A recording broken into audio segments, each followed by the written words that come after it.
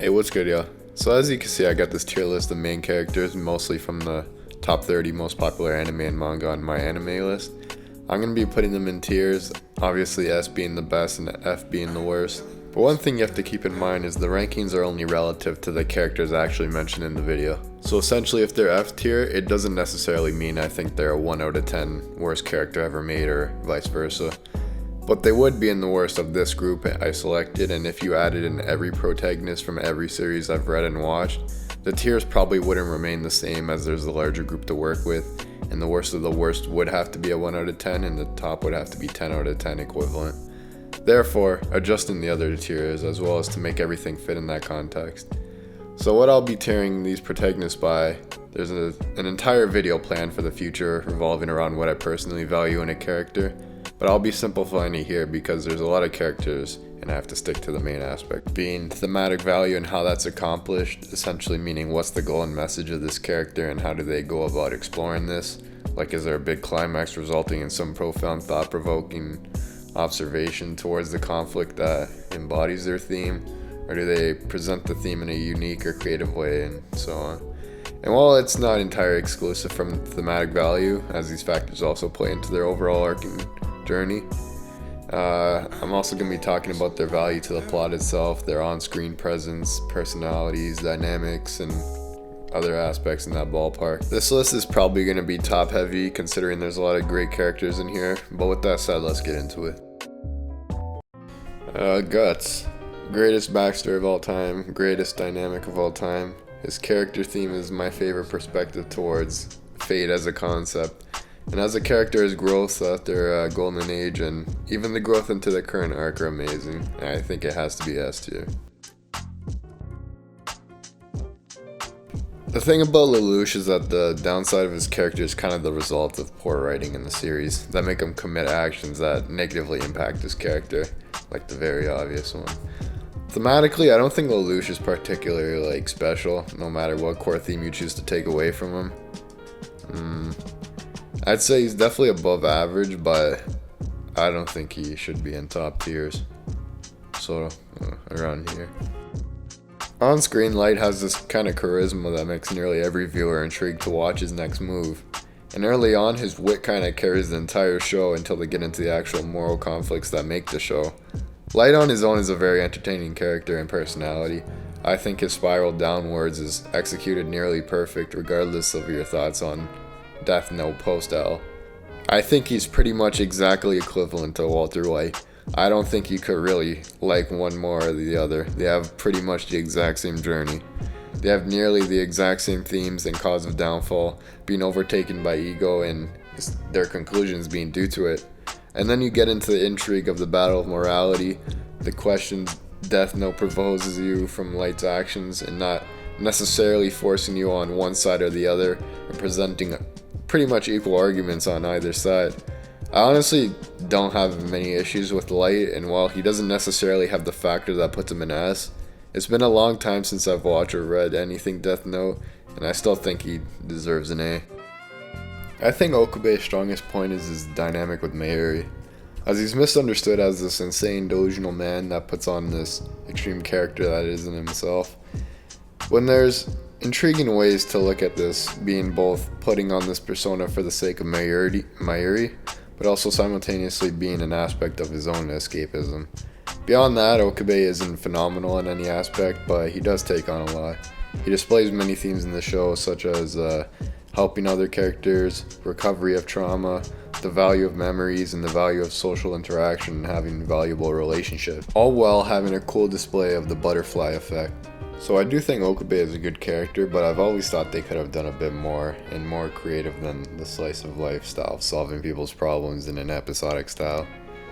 So I'll leave him around here for now. Koyomi, he's kind of the embodiment of the series theme of an individual being the only one capable of saving themselves, and it's done pretty much perfectly the whole series. His characterization itself is 10 out of 10 the whole series, and pretty much each character constantly gets their character retouched with each arc and constantly grows instead of staying stagnant. Like, for example, a lot of One Piece characters get their characterizing arc, get their background and conclusion within the same arc, and then remain stagnant the rest of the series. But here, Koyomi constantly grows and his state revolves around those around him. And even with that, he's already a phenomenal character before the series even gets into his own arc. And his whole climax is the embodiment of Ogi. And this approach I've always thought was like pretty genius. It's unique. I think Koyomi definitely deserves S tier. Oh, Edward. Personally, I've never actually cared for Edward, but I've come around a bit more on him, honestly. Of course, there's like the overarching theme of his consequences of attempting to play God, but along with that comes with dealing with trauma and valuing humanity as a whole. It's presented fairly well early on with the big cinematic sacrifice in the beginning, then getting mirrored early on with show Tucker and that shit, and Edward beginning this journey of realization from there. Beyond that, Full Metal strengths come pretty much elsewhere beyond Edward. I'd say he's high C tier, if not a bit higher. If you say Hachiman is the most relatable character in 2023, I'm just gonna assume you're a basement dweller that seeks refuge in him as a character. This is not a say about his actual character, it's just mad fucking corny, man. He's a smart character with a cool on-screen presence. He does have a decent journey about having this nihilistic view and self-reserved state of mind that slowly opens up with making new friends and such. He comes to value them and becomes more of a self-sacrificing individual for the needs of others. A lot of the character's challenges view on life with a nice climax at the end. There's nothing too profound or creatively done with his character, but if not D, he's still a solid C, I'd say.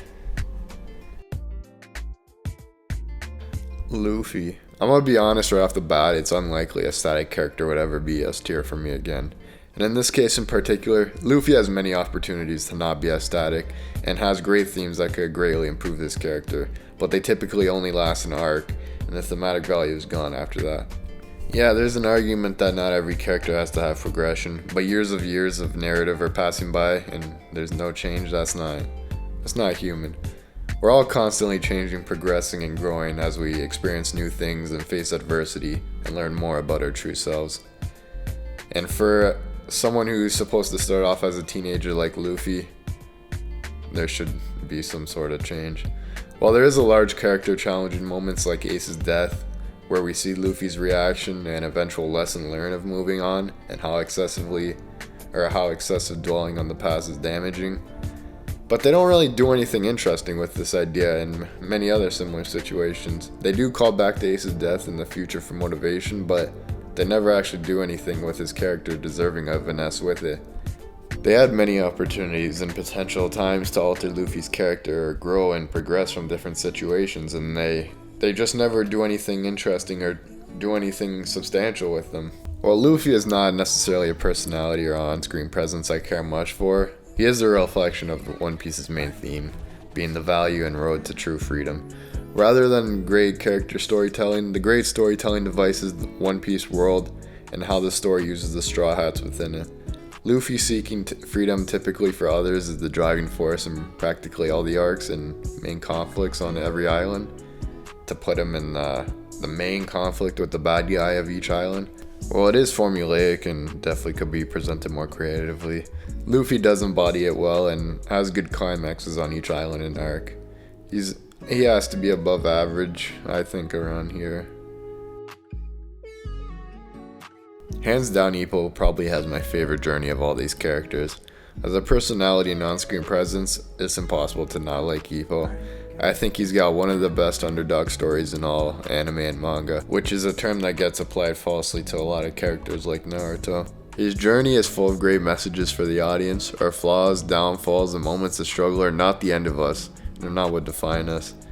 And that you yourself deserve love, which is embodied well by Ippo, as he always does remain a character that downplays himself, but at many various moments he sees that he truly does deserve the love of those around him, and therefore he should love himself too.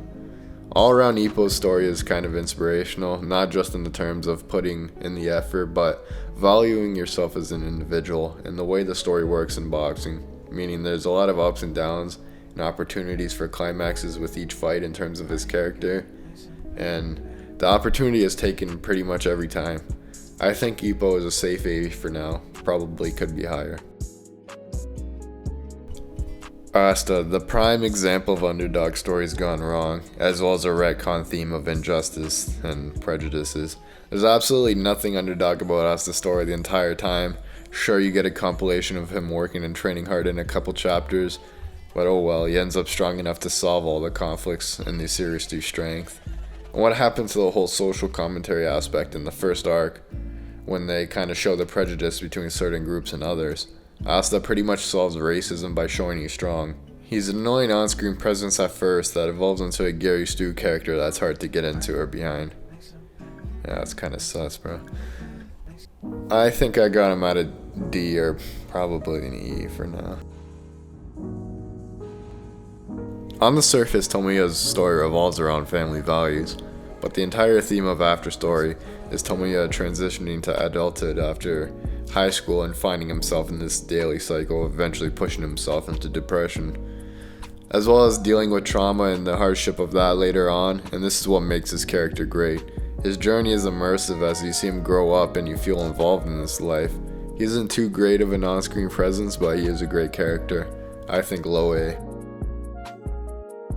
Kaneki. I've always liked Kaneki as a character. I remember a time on Instagram when I once said Tokyo Ghoul as well as Kaneki is better than anything currently in Shonen Jump, minus One Piece, and they thought I was crazy.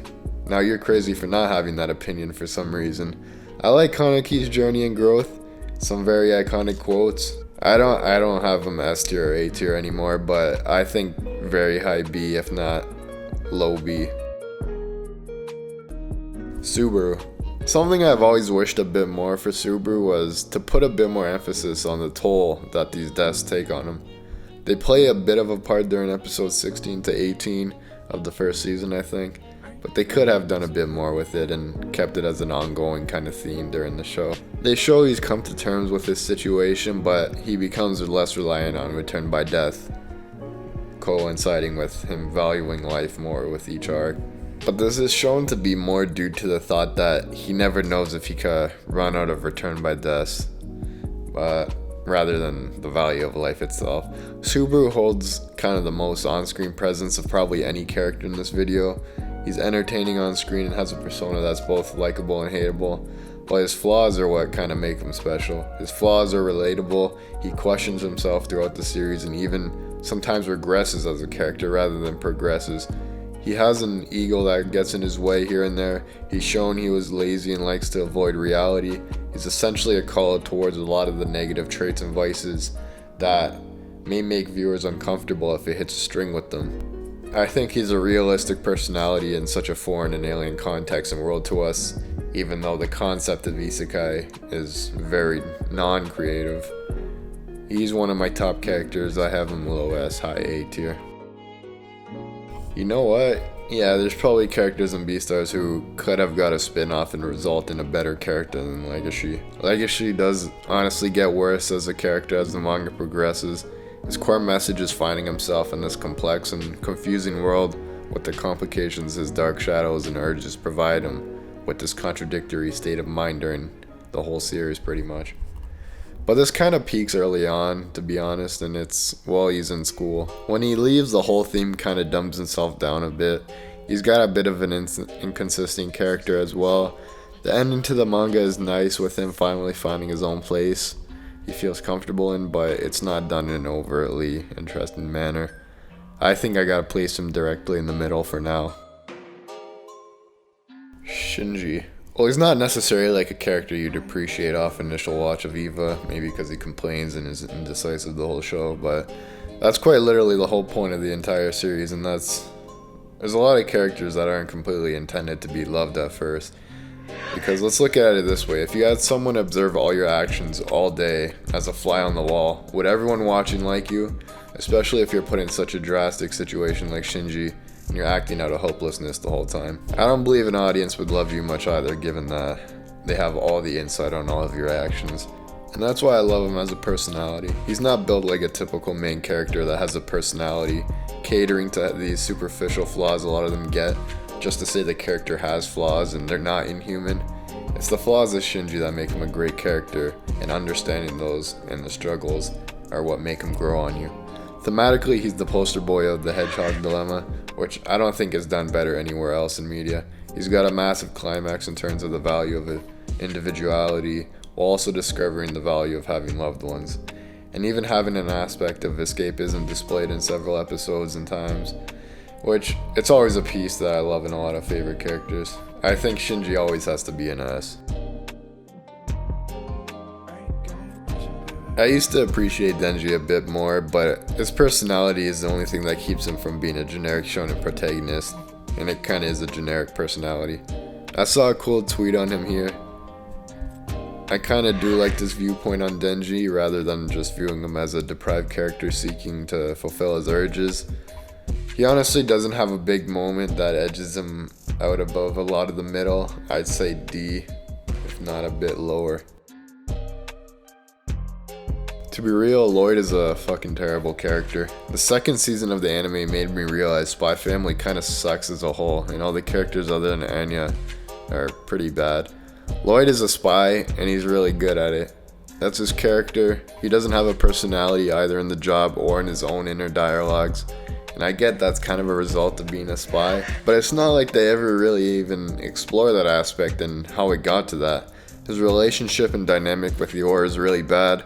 They throw a bone for the viewer here and there, saying, here, take this microdose of romance and interaction, cause you know we're not gonna have any type of progression on this relationship until the publisher tells me I gotta wrap this series up. His background story is a plot device just to create the motivation for being a spy. I'm sure they have a theme of the value of family and loved ones in Spy Family somewhere, but they've done nothing with it. They're all the exact same characters from the episode the three got introduced to each other. I say E tier for now. Ichigo's core theme and whole active personality in the series is surrounding his friends and the lengths he'd go to help them. Ichigo's character always could have been a bit better. They make up the entire theme of loss and living and dealing with it into the intro arc, and they could have had a nice perspective on it through him becoming a Shinigami, but I honestly think it could have been contrasted and linked to the concept of him resulting in him caring about his friends way better than it actually is. In the manga, he honestly doesn't really receive a great final say.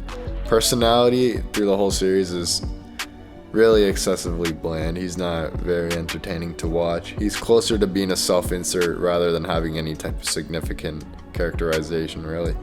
He's not necessarily bad, but I've never thought of him as a phenomenal character. It was never Ichigo himself that made me enjoy Bleach.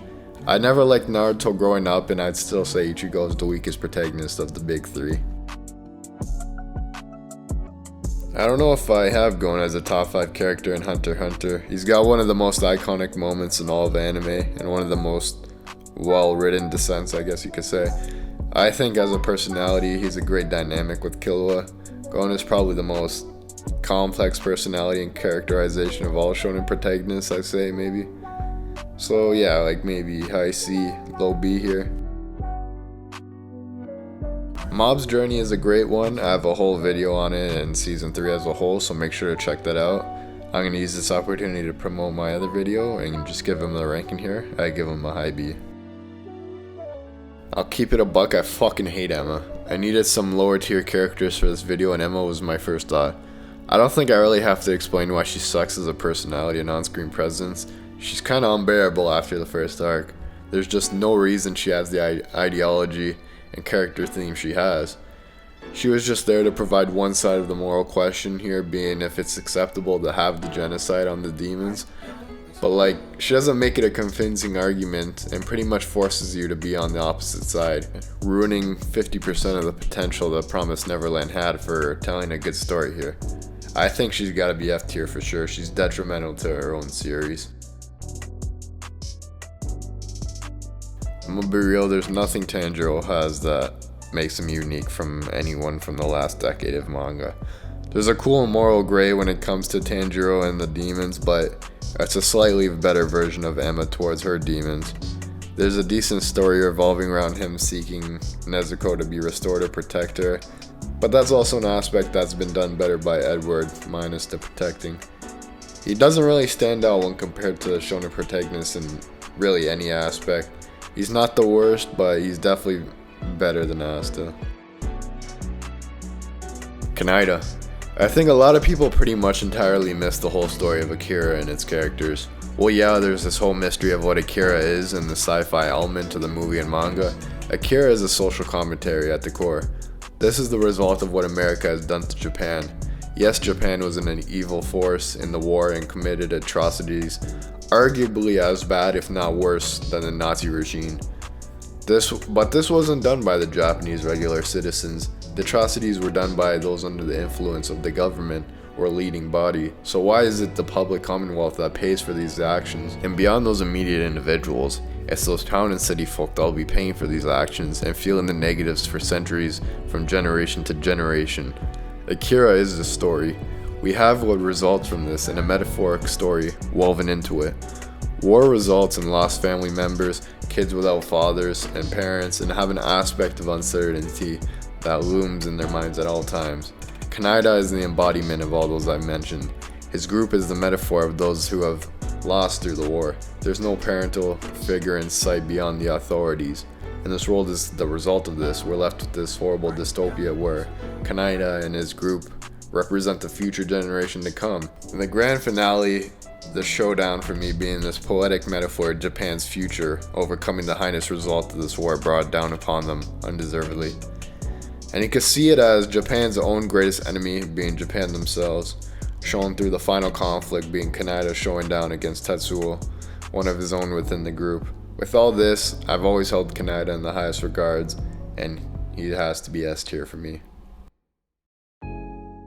So this is the list we're left with. I think it's a pretty fair list in this context, but if you think there's gotta be some moves, let me know in the comments. Thank you for watching this video. Make sure to subscribe and make sure to check out my Instagram. Easy.